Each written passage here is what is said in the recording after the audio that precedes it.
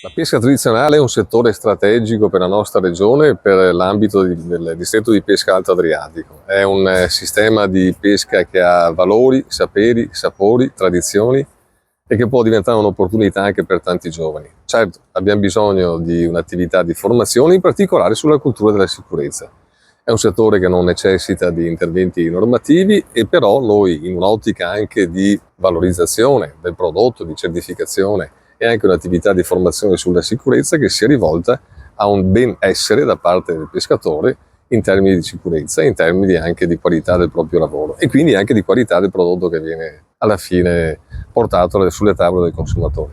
Per far questo chiediamo alle istituzioni, pur in assenza di una normativa che prevede l'obbligatorietà dell'applicazione della normativa sulla sicurezza, un meccanismo premiale nei confronti di questa categoria per quanto riguarda progetti di finanziamento, di sostegno, di supporto al settore. INAIL ha accolto favorevolmente la proposta di Lega Coop Veneto di collaborare nell'ambito di un progetto che consente di raggiungere un settore tipico del nostro territorio veneto e tipico della tradizione veneta. Si tratta di un settore dove è importante diffondere la cultura della salute e della sicurezza, in particolare attraverso l'informazione e la formazione, mettendo al centro, come in questo progetto, proprio il lavoratore, cercando di trasmettere maggior consapevolezza.